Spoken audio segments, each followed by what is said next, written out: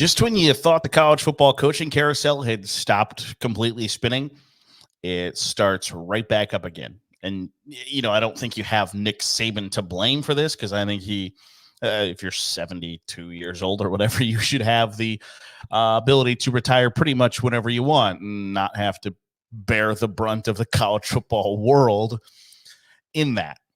But Nick Saban retiring starts this entire domino effect that has now led to South Alabama no longer having a head coach, or San Jose State no longer having a head coach. That I think one is a logical step, right? That anytime Alabama's coach leaves, you are then logically going to hire somebody who has head coaching experience to fill those shoes. There are those that would argue that there are just some jobs that you can't have on-the-job training in, right? It's a frequent criticism of Ohio State fans of Ryan Day that you just don't, you can't have on-the-job training at Ohio State. Well, that's not Ryan Day's fault. That's the athletic director's fault for hiring somebody who needed on-the-job training. So Alabama completely avoids that by hiring a head coach with head coaching experience in Kalen DeBoer. And Washington's a pretty good job. So they're going to hire somebody that has head coaching experience in Jedd Fisch. So then Arizona needs a coach, and they're going to hire somebody with head coaching experience. I think it was Lee Corso who said back in the day, like, if you were running a Fortune 500 company, you are not going to hire somebody who had never run a Fortune 500 company before. And that makes logical sense, especially at the upper echelons of Power 5 college football. Like the idea that you're going to put somebody in a position that they have never been in before at the biggest and highest levels of the sport has always been kind of a puzzler to me. Like you might say, future on down the line that there are reasons that justify hiring a young up-and-comer, etc. And for every program that's got it right by making that decision, there are probably 2 or 3 that got it wrong by making that decision. You look at, I think, for instance, like Florida and Will Muschamp. You could argue that just didn't work out. And then Will Muschamp then went to South Carolina, and maybe the guy's just not a great head coach. So it makes sense to me that logically you're going to walk down this path of it is important to us that we hire somebody with head coaching experience. The problem that creates in January is that restarts this domino effect that probably ends in the course of the next couple of days, that because Nick Saban retired, Kalen DeBoer leaves Washington. Washington hires an established head coach in Jedd Fisch from Arizona. Arizona then hires an established head coach in Brent Brennan from San Jose State. To fill out his staff at Alabama, Kalen DeBoer hires an established head coach from Kane Womack that moves from South Alabama to the Alabama defensive coordinator job. So I don't assume that South Alabama and San Jose State will then in turn hire established Division I college football coaches, because otherwise I don't know when this circle stops, but it's likely that they hire an assistant or a coordinator from another school. But that can continue this coaching carousel when, I guess, if Jim Harbaugh decides on his NFL future. And this is the one that I think is really interesting, because nothing says, like, Jim Harbaugh has continually shouted from the rooftops that he has done nothing wrong, whether it was recruiting, whether it was starting in a potentially, allegedly starting a sign-stealing ring that was uncovered by the FBI or whatever the hell. He's done nothing wrong. As recent as the post-game press conference after the college football playoff national championship game, he was asked and said, we didn't have to formulate a strategy or anything because we didn't do anything wrong. We didn't have to worry about whether what our response would be to the NCAA or to the Big Ten or whatever, because we didn't do anything wrong. Nothing really cements the fact that you think you did nothing wrong, quite like there was a report today that the framework of a new contract between Jim Harbaugh and Michigan is set. That the only sticking point, and by the way, Jim Harbaugh has publicly interviewed for the Los Angeles Chargers job. The sticking point is Jim Harbaugh is insistent that he wants language in the contract that he cannot be fired for findings from NCAA investigations, whether it's the recruiting issues that the NCAA has with Michigan currently, or with the sign stealing allegations. That he cannot be fired for any of those findings.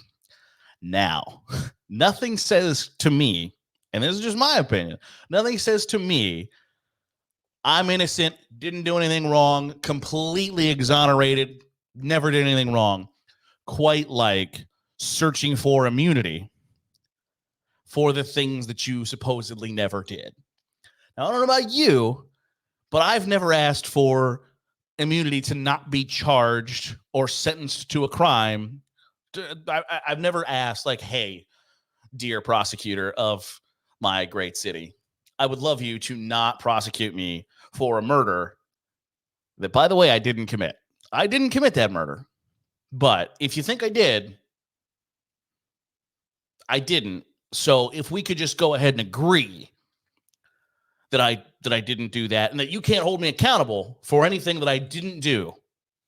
Like, it's just poppycock. It's balderdash malarkey.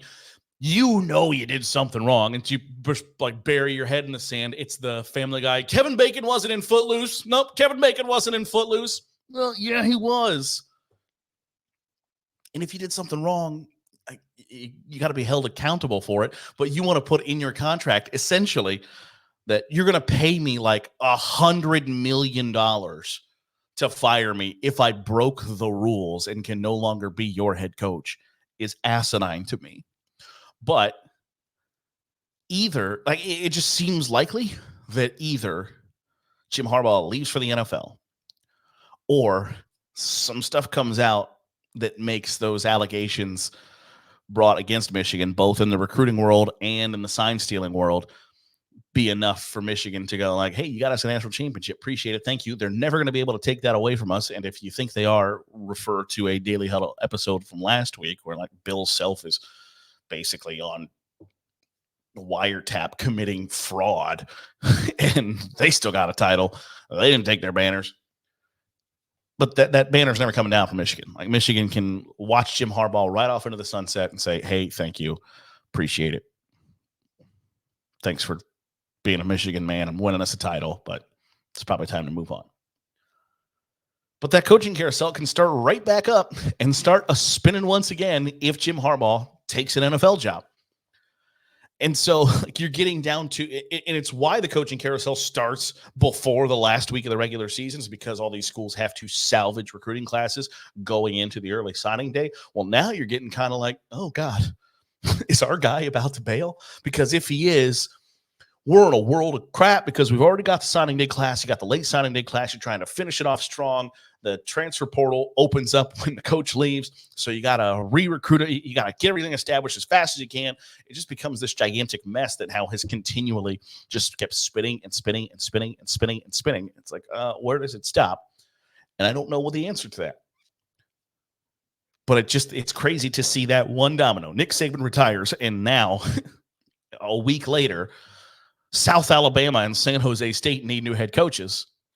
And potentially in the course of the next week or so, Michigan will need a head coach. And whether they stay in staff or whether they go poach somebody else remains to be seen. But the entire process is fascinating to me to see it all play out and see, going back to last week where, Steve Sarkisian announces on social media, hey, I'm not going to Alabama. Dan Lanning announces on social media, hey, I'm not going to Alabama. And then it comes out like Mike Norvell got a new contract, 10 years, $80 million. He got paid.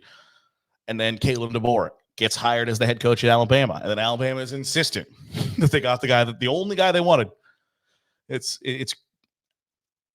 just it's a crazy fun world to me to watch kind of the business of college football play out, in that 3 other dudes probably got fat contract extensions while Alabama hires supposedly their number one target from the get-go, etc., which I have a hard time buying the fact that, and I mentioned this before on the show, where the SEC has had for a really long time this SEC self-importance, right? It's how Jeremy Pruitt and Will Muschamp get jobs at Tennessee, Florida, South Carolina, etc.